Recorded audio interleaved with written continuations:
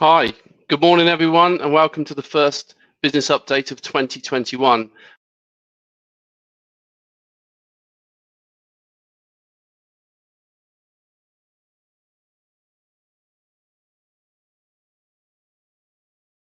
So well done. I want to make a big call out to the amazing renewals teams that tirelessly renew licenses and contracts over that Christmas period and work late into New Year's Eve, like many of you do. So thank you for that team. And for those of you who are at home and homeschooling at the moment, I share your pain. I don't remember it being this hard first time round. So for our first update of 2021, we have an important and exciting set of topics for you today from our leading experts who are also leading experts in their field. Today you'll be informed and updated on the following. So Marianne will provide us market predictions in the effect on the collaboration and networking industry.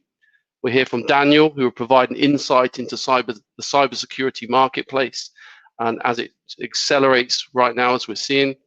Reese will provide you with important process improvements as he leads that effort in our business importantly.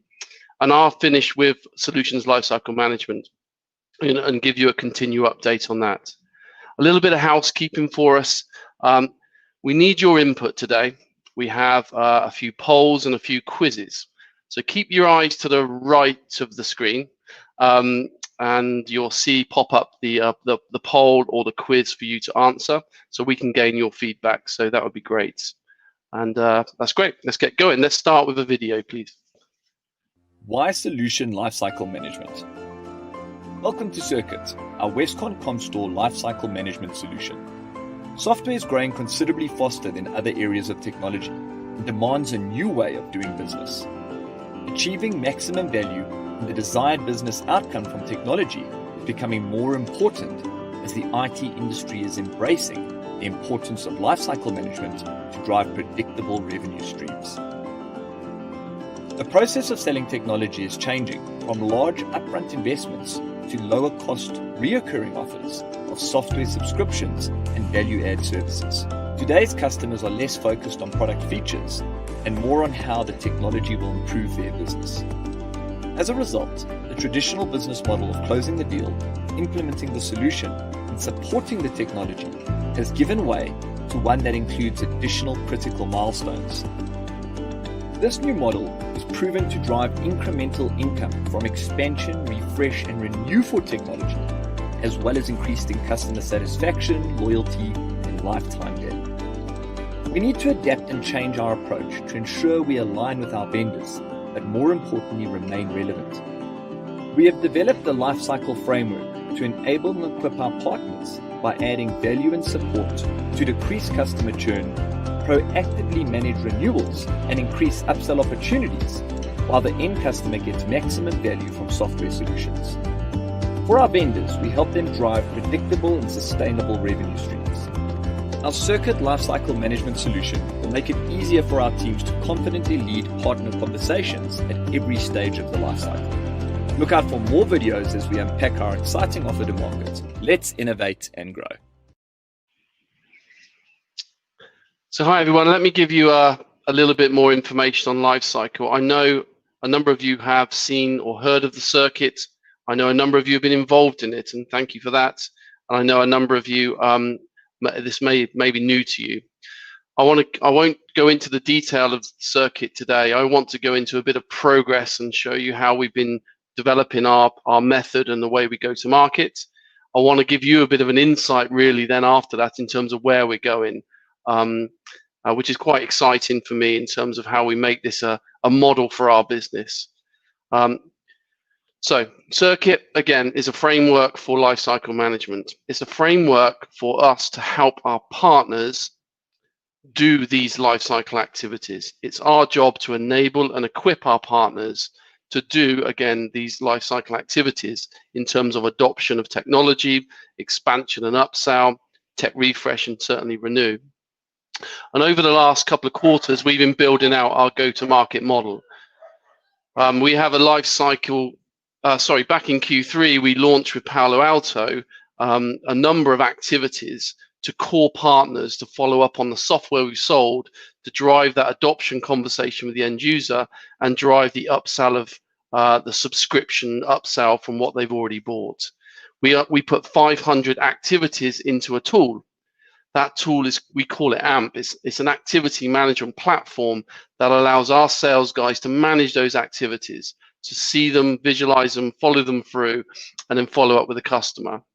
We created 500 activities in EMEA. We saw the team, although we launched into Q3, it was a busy time for Paolo, but over 90 guys across Europe, or people in the Paolo teams, first completed training, but secondly started activities of calling partners after they bought something.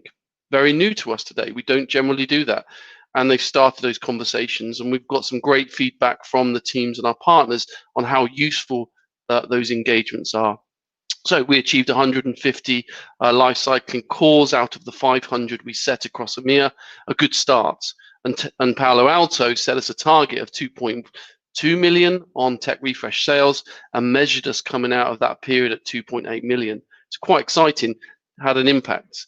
We saw 35% growth on our software subscriptions, which is actually above total growth of our whole business in that period. So quite exciting again. As that's developed though into Q4, we've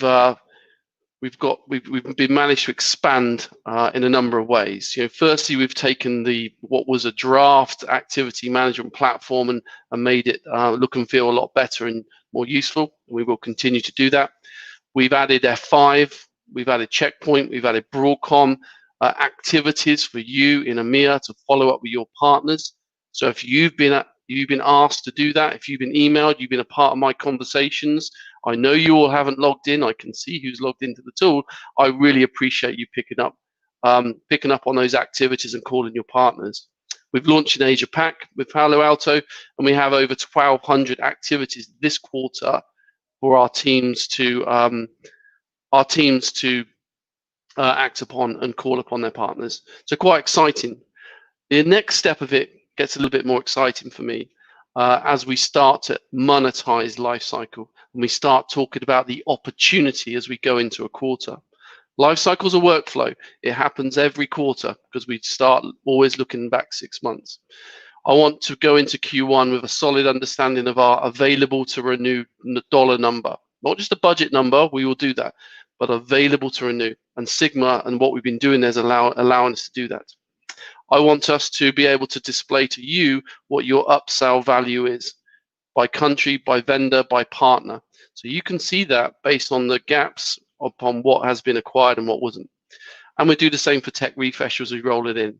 So that allows us to monetize, explain the opportunity both to our business leaders and our vendors. Quite exciting. And as we go into the future, we're working now in the background to look at the new partner experience and the new platform experience really for you as sales, for many of you as sales and for our partners. I'll show you that on the next slide.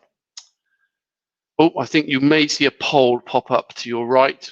Right, can't see that. So please, I'd love for you to answer that. And I'll talk as you do.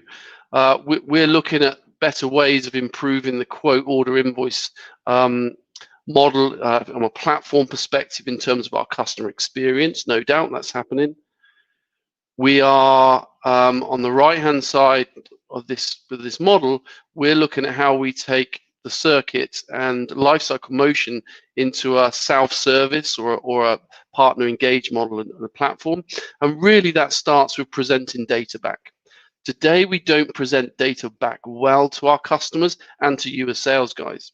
You can't easily see your customers and vendors exactly what they bought over a period of time and how you break that down into vendors or product types or renewals or end of life or information. You don't have the install base at your hands, your fingertips, but that's where we go.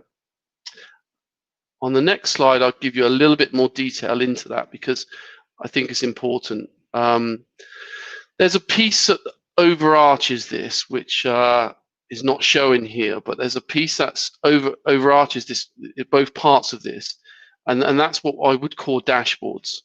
Today you don't have a rich experience of dashboards and information being presented back to you, but I can tell you now the work we're doing with the new data team and others in the business is going to give you immediate access to not just Power BI, but usable Power BI perspectives of, again, your business, your transactions, your customers, your vendors, and even your regions you manage, which is going to really change the need to go and ask an expert today to pull together information, as I know you have to do.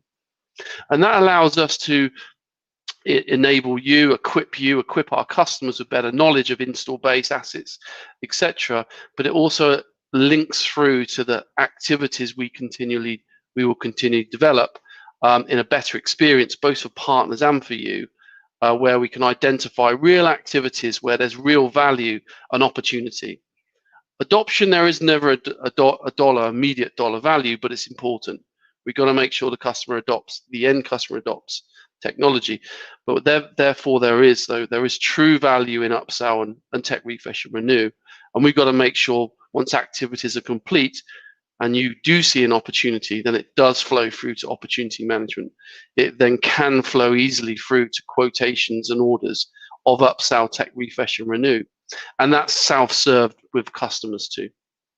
So let me share that. I hope that gives an overview really of the platforms we're trying to deliver or in time for both our customers and you, so you'll both have a single interface into these set of tools and have a similar experience as a salesperson and a partner.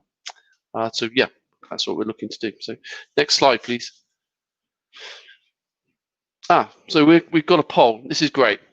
So the idea of the poll really was to get, to help us get a little bit of feedback from you. We are developing these tool sets. We wanted to understand, whether you have good access to data and good visibility. And I'm pleased to see that a lot of you are saying you do have good access and visibility, but I'm pleased you're saying, a number of you saying you don't. I was expecting to see a lot more of you say you don't have enough information to do your job today, or to see what's been purchased or immediate access to it. But I can tell you the work we're doing is going to give you a hell of a lot more information at your fingertips. Do you see the value in enabling our customers around lifecycle? I'm pleased to see you say yes. That's wonderful to see, and I think the better we do that, it differentiates us in the market. And do you think this new way of working will help you and your partner? In this new way of working, do you think this new way of working will help you and your partner? So absolutely yes. We know the industry are investing heavily in customer success, and I'm pleased to see you understand that and in here. So great poll. Thank you for that. We'll take this away. This helps with the way we're investing. So I'll just finish up with a bit of call to action. Again, a number of you have been given activities in AMP. In fact, I think there are 167 people that have a login to AMP in EMEA. That's the tool to manage activities. I would love to see you all logging in and getting on with those activities so we can show progress. And really, if you want to learn more, I've got a wonderful team, Saki, Penny, and Tim. The four of us together work tirelessly on making this new model available for you all. So please reach out to us for any more help. So with that said, I will pass over to Marianne. Thanks for listening. Hi, team. First of all, welcome to the business update for networking and collaboration in 2021. I'm very sorry that you cannot see me, but it looks that we have some connection problems. My apologies for that. So first of all, thank you so much for the great fiscal year 21 result. Even if we have another 6 weeks to go, it looks that we have an increase of 3% of our budget, which is an amazing result to these circumstances with so much delivery constraints. So it's a very good job done, and thank you very much for that. When we look now at this year and what the 6 networking and collaboration market predictions are, we see all roads lead to cloud. So recurring revenue cloud models are our future. This transition has already started for key technologies as end user seeks consumption-based cost models and lowering the overall cost for IT management. The pandemic has changed the way of organizing new work. Traditional thinking in most parts has now left behind, overtaken by the new normal. Working from home allows companies to reduce real estate costs, hire employees that live outside of home markets, and supports flexible and work schedules. Employees find value in work flexibility and in avoiding long commutes. Video becomes pervasive. Pre-COVID, only 1/3 of the meeting spaces and fewer than half of the desktops were equipped for video conferencing. Organizations have now this front of mind and should be aiming to have video available on every desktop. Ubiquitous availability of video conferencing is absolutely key. The rise of branch at home, beyond occasional VPN access, with massive oversubscription and semi-permanent home-based workforces requires a more elegant, integrated network solution that scales seamlessly.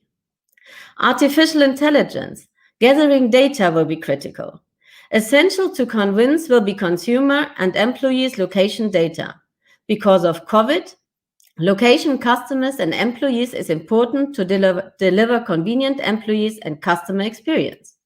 Last but not least, remote management and security analytics to provide IT and business leaders with insight into home worker performance and engagement while minimizing security threats. To support our cloud strategy, we have our Blue Sky platform to manage the transformation of consumption and procurement models in today's cloud and software-driven world. Martina, our Blue Sky integration lead, works with both vendors and vendor business leads, driving our digital strategy, ensuring they understand both the roadmap and the benefits of Blue Sky and its evolution, supporting our transition to consumption-based models. Blue Sky, our comprehensive platform for all intangibles, cloud, software, virtual instances, manages all perpetual subscription and consumption licensing and billing models, an end-to-end integration and automation. Only sharing some numbers. We have done fiscal year 21, about 80 million revenues through Blue Sky, with over 12,000 different end users and 7,124 resellers, processing more than 6,000 orders per month with nearly zero touch. What we do as a network and collaboration team to support you, we build a business enablement center. Transition the velocity teams back to the local offices to be the enabler for driving new businesses. We have now created a new business creation team to both drive vendor campaigns and onboard net new partners, as well as reigniting dormant partners. The vendor business leads are responsible for the vendor and the overall strategy roadmap, owning key vendor relationships. Introduced vendor evangelists to support and drive business, fully understanding defined vendor segments and overall vendor strategy. The EMEA marketing team drives a centrally agreed vendor strategy, working with our local marketing teams. All the above supports you at country level to deliver results. The vendor business leads are responsible for our strategy vendor relationship with the network and collaboration line card, Extreme, Avaya, Poly, Microsoft, only to name some. I don't believe the team experienced the same type of day twice. This role is certainly right, with the vendor business lead being the first point of contact for our vendors. The team have multiple touch points with both the vendors and Westcon. Please reach out if you require support. This is the vendor business creation team. See yourself who they are.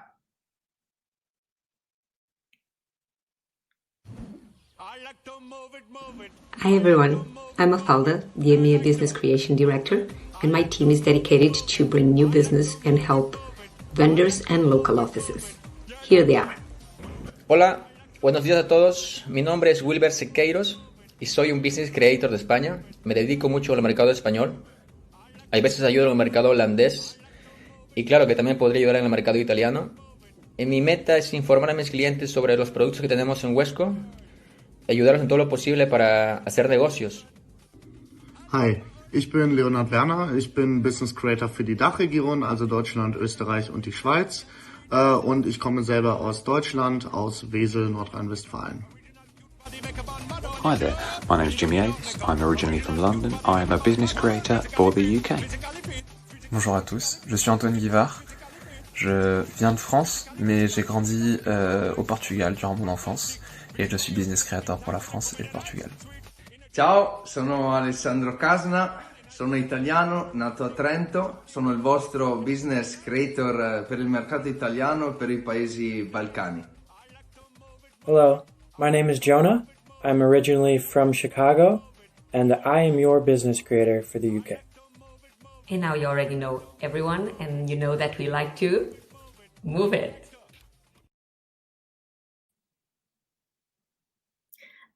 As you can see, we absolutely want to move it.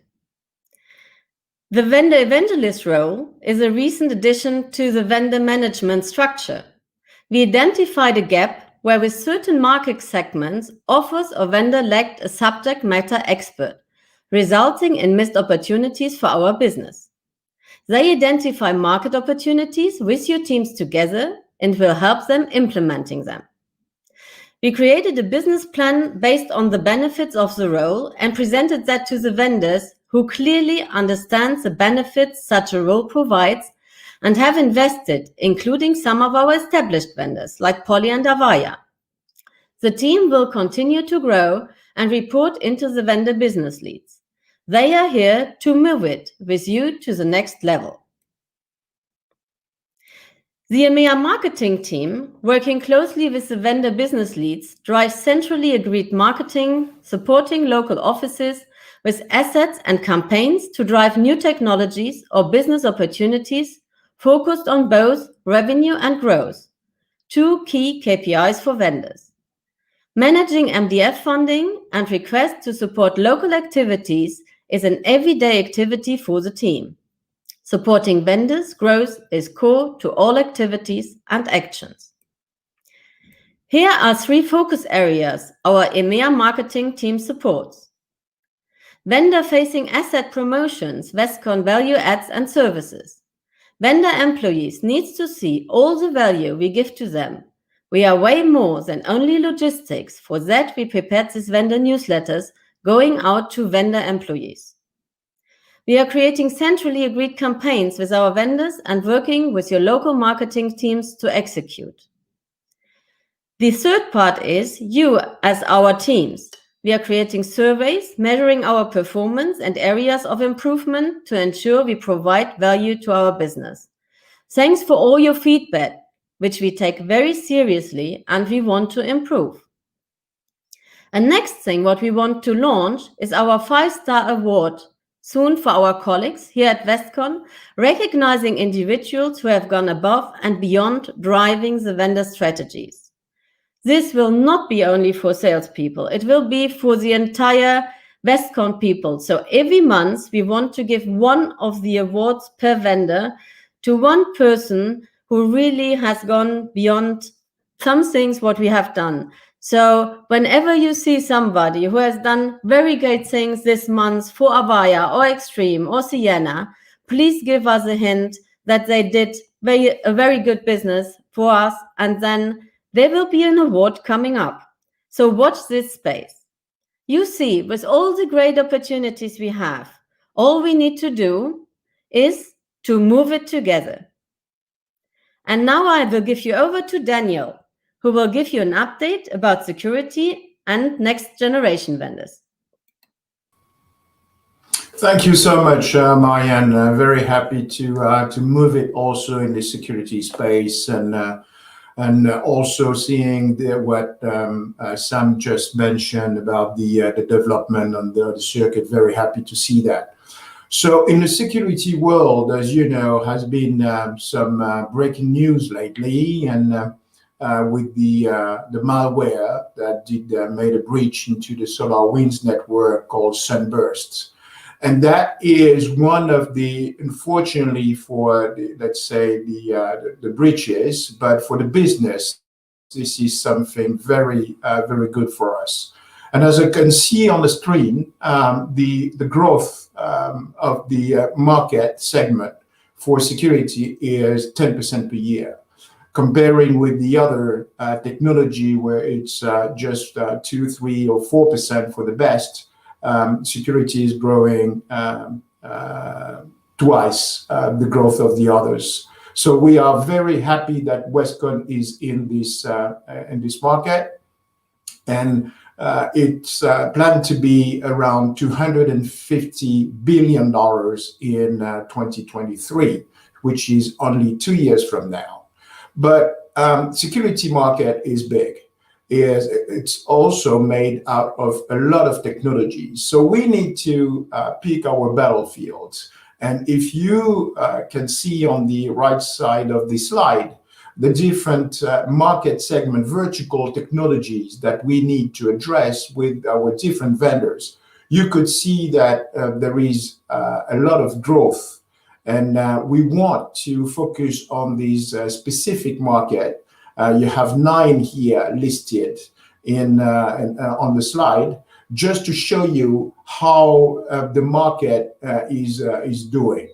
So something very known on the security market is the firewall market and the antivirus market. Even if it's well known, the firewall, it's predicted to be around $10 billion in the next 2 years, and to have still a very high growth of 2.5 times. If you go to the AV, it would be flat. And there is, I would not go through all of them, but the largest would be the managed security services market, which will be $40 billion in the next 2 years, and that will triple, okay, in 5 years. So what we want to do within the team is to launch a campaign to address these MSP partners, the MSPs, and to have a kind of programmatic approach with a special program, a special initiative that we will offer and provide to the country to look after business opportunities in this market with these resellers. The MSS 40 billion times 3, this is huge.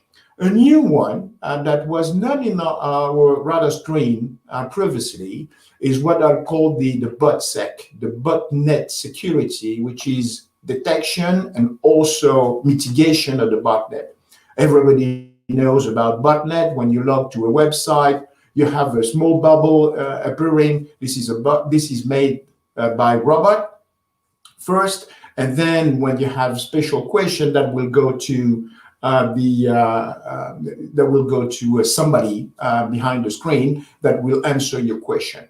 But this is a big breach. Okay, the market in 2017 was $170 million, which is not that big, but it will be $3 billion opportunity in 2025. That will grow close to 20 times. Okay, so and we have the vendors for that.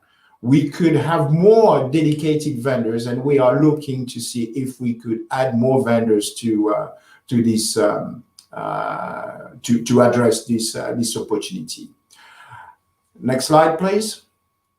So the market grew, and the market is still growing, but how is our performance against these market trends?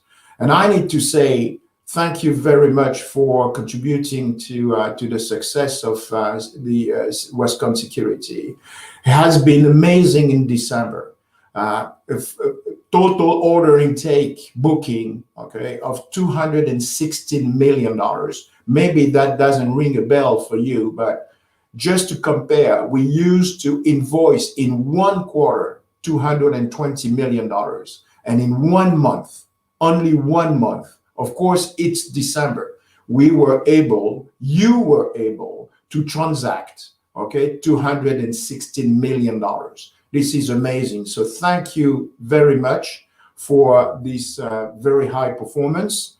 We had 134% growth in December when it comes to the booking, 137% growth when it comes to the revenue, the trading revenue, and even better growth when it comes to the gross margin with 145%, which is really, really outstanding. So thank you so much for your contribution, for your efforts you put behind it, and for the long working hours in the conditions that we are all living in today.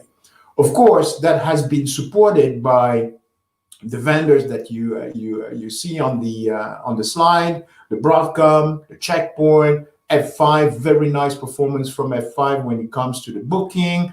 Palo Alto did a great job. With a Checkpoint, we hit a new record.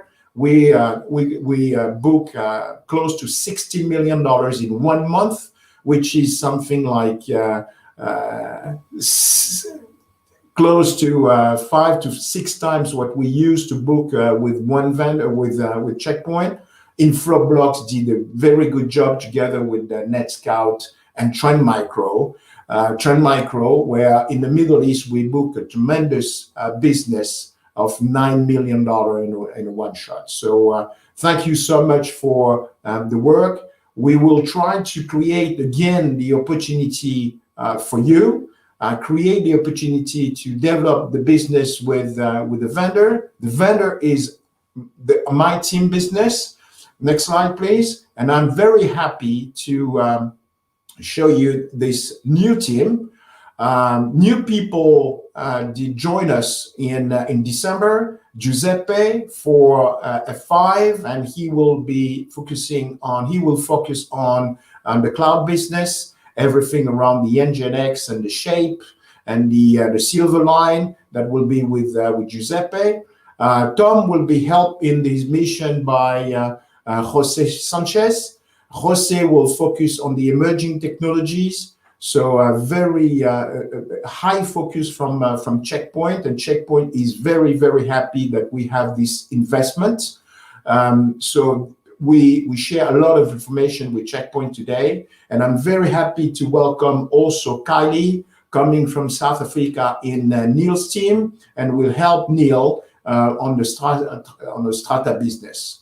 So not to forget, that I'm very happy to announce that Carmen has been appointed as the EMEA Marketing Director for Cybersecurity and Next Generation Solutions.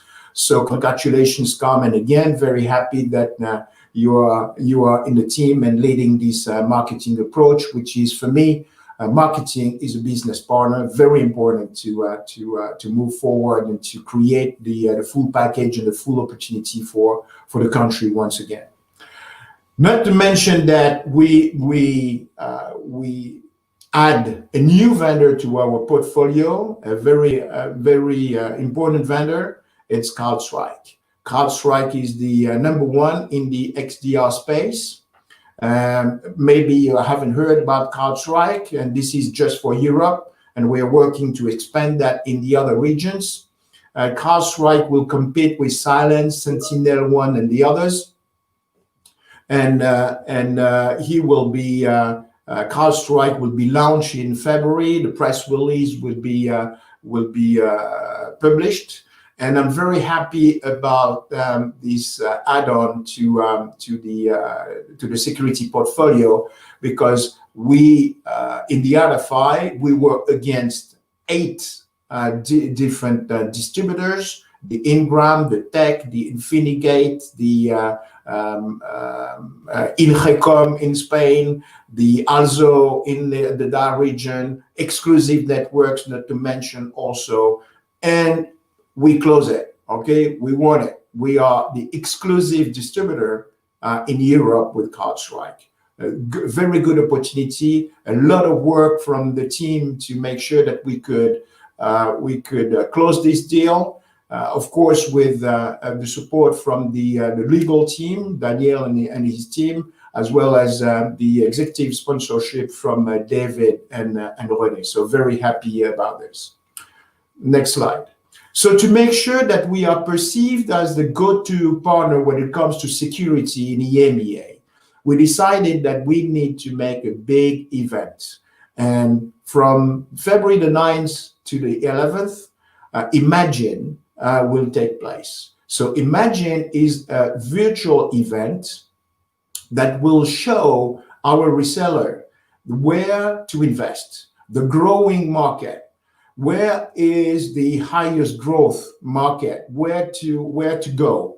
And because we have now a full solution, a full portfolio, a full line card of very nice technology that could help them to make the right bet on the right technology, we want to talk to them. We want to show them where to go and where to invest. So this event, the KPI that we set up for this event is around 700 registration. And I learned from Carmen this morning that we are already over the 700. So we are exactly at 777, which is a nice plane, but it's the number of registration.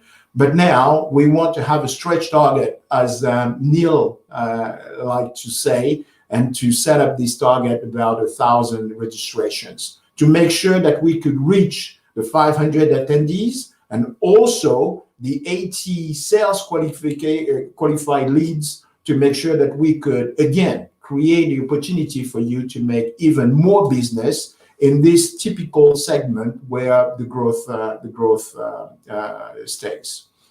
So I would like, again, to thank you for the performance in December. Thank you for the contribution of making Imagine a real success.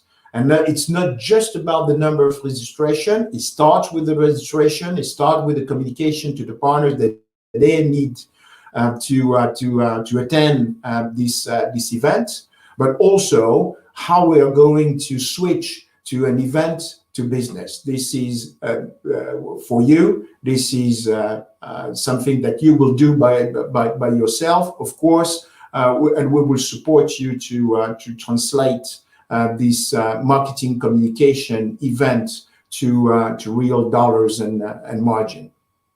So now it's time for me to hand over to Rhys, who will go through a very important piece of our organization, which is process and what are we doing to improve the process to be set of incentives when it comes to the process. Thank you so much. And the floor is yours, Rhys. Thank you, Daniel. Firstly, just to say good morning and good afternoon to everyone in EMEA, and maybe some of our colleagues in North America. And I just want to highlight that we are aware that there's been some technical difficulties with some of you logging on. Sam announced at the beginning of the call that we were running a poll and a quiz. The poll is now finished, but we'd like you to take part in the small quiz because it's a final slide of mine, and I'd like just to talk around some of the results. So firstly, I'm just going to give you a short update, which follows on from last August's all hands call, where we talked about the key initiatives from August to date, and actually to the end of the fiscal year. So all of our big 4 initiatives are now deployed and complete, although we continue to track and analyze the success of those initiatives to highlight opportunity to drive even more incremental improvement and ensure that those tools are working for you. On the right-hand side of this slide, we talk about the 3 new initiatives, and they involved SBA auto creation in partnership with our finance teams, low-touch quote enhancement, which was giving you all the ability to create more accurate quotes through our API service from our vendors, and finally then joining these 2 initiatives together to create what is called zero-touch quote for new business, which replicates a similar technology that we're using for renewals in the RenewView platform. As you can see from the percentages and the vendors that in the lists, we're not quite finished. We've still got some work to go, and the teams are working extremely hard to deliver that. And I'd just like to say thank you to all of the COE members, team members, and all of the line of business members as well.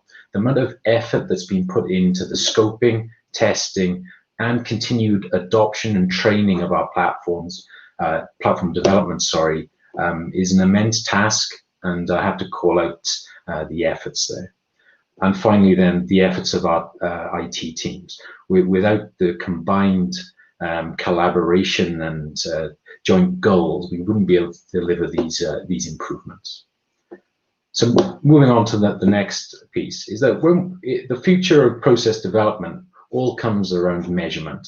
It's very, very important that when we're deploying new solutions or new processes, that we're able to measure and ensure that we're being successful. And this slide, it just gives me quite some satisfaction just to explain to you all that we are absolutely improving in some key areas of our business that we were strategically targeting. Vendor quote API yield. How often are we using live vendor information to create our OneView quotes? We have seen an increase since July last year of 5%. We continue to work with every team member and communicate to try and adopt higher figures. And we like to receive your feedback about challenges that you are getting where you cannot use that service. And we will endeavor to fix them for you and drive incremental improvement. Clean sales order. This is the amount of rules now that we have built in our governance systems to check whether ZORs are accurate or not. So you can see that there's been a 6% increase in this area. And I'm happy to announce that we've recently gone live with Poly, and we've got a scheduled go live for Extreme, which should take us very, very close to our 95% target. And finally, then, we talk about first pass yield. This is about the quality of information that we're passing through our business from opportunity right the way back to the vendor. And again, a significant increase by 12% increase to 87%. And in some countries, and specifically to call out the Netherlands, we've actually seen a 94% result, which means that there is less double handling of our errors. Okay, so this is a very positive result, but we're not quite finished yet. We want to keep on going and drive these figures as high towards the 95% targets as possible. So as I move on, process is not all about digital development. Okay, a lot of our activities are manually, we intervene manually, so we have to realize that there is maybe education and feedback that has to be generated to all our users. So what has happened over the last 6 months? We've scaled up what we call our root cause analysis process, and Chris Aubrey is running this from the European Centralized Purchasing Department, but now has a remit to be much, much wider and take in any, I'll call it process complaint, log our complaint and ensure that we can get to the bottom of the problem. And a good example of this is a recent RCA that we've done with customer service. We had Tata Steel were rejecting a lot of our invoices. Okay, they were creating dispute cases. We were having to do a manual credit and rebill. When we investigated this further, we found out that this happened 13 times in 1 week, but it was totally avoidable. We set out investigating with all of our process departments, including finance, and identified that there was a defect master data record in the system, which was consequently corrected. We communicated back to the teams, and then we have no more problem. Now, in isolation, this might sound like a very small event, but the philosophy behind that investigation and the correction of the information, if we keep on doing this, then we will generate incremental gain outside of the big projects that we're running.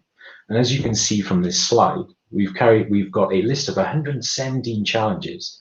79 of them have been closed out, some of them with specific challenges.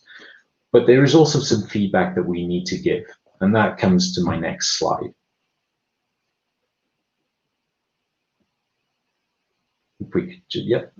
So working with the line of business, we've agreed that we need to maybe communicate a little bit more about the challenges that we've got. Okay, and the communication method I'll come on to later. But we have highlighted 6 what we call opportunity to invoice. That's our process fundamentals. And what we'd like, what our ask is to create some focus in this area, okay? And the first one being, the customer PO total price value must match the SAP's or value. If we do not have that as a final check, then we're likely to create a downstream dispute, which is going to A, upset our customer, and B, create more work for us all in correcting the transaction. Okay. The second point is use the correct sales org based on the supply chain route. It's very, very important that things like VAT are accurate when we send quotes to our customer, because the likelihood of the customer responding to our quote detail is very, very high. Okay, so if the detail on the quote is incorrect, the likelihood of the PO being incorrect is extremely high, and that means extra communication with our customer. 3, please use the Clean SO rules. Okay, there was a lot of work done in FY21 to create Clean SO as an initiative. By adopting those rules in a live, real-time live scenario, you can make those corrections and pass your orders through the system as quickly as possible. 4, make sure mandatory fields are populated. Okay, things like VRF, are sold to, billed to, payers are accurate. It's just this basic information. What we're not asking you to do from this slide is almost check every single detail. There are just some core areas that we would like you to focus on as part of your daily procedure. 5, use the vendor quote number to create the quote. Continuing to drive that API yield up and feeding back your challenges to the COE is what we'd like, to try and get that tool working in its most effective manner. And then finally, indexing of Freshdesk cases. If we do not index our Freshdesk cases correctly, then we are likely to lose a visibility of a case. It might get lost, and then our customer may have a delayed response or not even get their product at all. Okay, that's the final of the 6. So if we move on to the final slide, what are we going to do moving forward? Well, A, we have to complete our FY20 plan, which relates to the percentages on my first slide. We need to communicate and train all process personnel from OneView all the way through to SAP. That is ongoing with the support of Neil Haining and Sarah Moisjevs. We're making great progress in communicating to every individual. And we want to continue to identify the problems, okay, which align to our strategic goals. It's very, very important that we have two-way communication.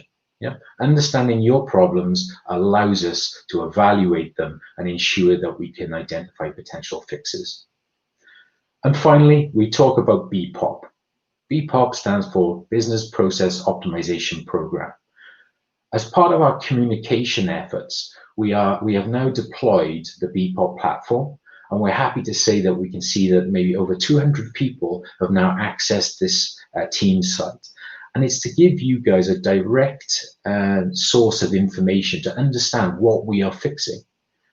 Instead of having to ask individuals, we can go to this site, you can read the material for yourself, understand what the objectives are, but then if you have some extra questions, we're more than happy to answer them on a one-to-one basis. Finally, I'd just like to go to the quiz results, so they're going to be shared on the screen. So we asked 2 questions. And those questions are, how many people do we think are involved in our quote to invoice transaction? The answer is C. It's over 1,000 people that actually get involved across all of our transactions in EMEA. And then the other question is, how many countries are we targeting across the world? Across EMEA. It is also C. So what we're trying to paint a picture of here is that we are trying to contact, as a COE, over 1,000 people in over 55 countries to create standardization of our process. So our request to you as an audience is to please work with us on this objective to create best-in-class process for Westcon Comstore. That's the update from me, and I'd just like to pass back now to Sam Paris, who's going to close out the presentation. Thank you, Reese, and thanks everyone. I think you'll all agree there's a lot going on and a lot of very exciting things happening. So thanks, team. It's my job as a panel. There's only a couple, but let me pull them out and try and answer them. The first one we were asked, I think, is for me really, and that's, will services contracts be part of lifecycle platform and activity? It can be. The answer is we've started, but just let me explain where we've started. We've started with recurring offer software. We've started with certain vendors where they have an interest in customer success as well, so they're investing in it too, and they're going on the journey with us. They're keen to see how we can together expand or drive adoption of their top technology, drive expansion into other adjacent techs, and of course, and refresh install base. So, but in time, happy to have that conversation with the GSCS team and figure out how we can make that work. There's a question, Daniel. It just says if you haven't registered yet, get yourself registered for Imagine. Is this something that's open to all internally and externally? Do you want to just quickly touch on that as to why you'd want everyone to register? Yeah, of course, it's open to everyone, and the partners, vendors also will join, but also Westcon people are welcome to join this event. I'm sure that you can learn something. I have no doubt about it. The growing market for security and how we are going to address it. So yeah, of course, the question is, of course, Westcon people could attend. Wonderful. So it's open to everyone, and please come in. It sounds like it's going to be a fantastic event from what I've seen so far. So brilliant. Question for you, Reese. Quickly come in. Where can I reach out if I would like to take a Freshdesk process training for ARAP? Okay, so the initial answer would be please reach out to your manager. If your manager is not aware, then you're more than welcome to speak to our governance team. So I would call out Dan Bridgman.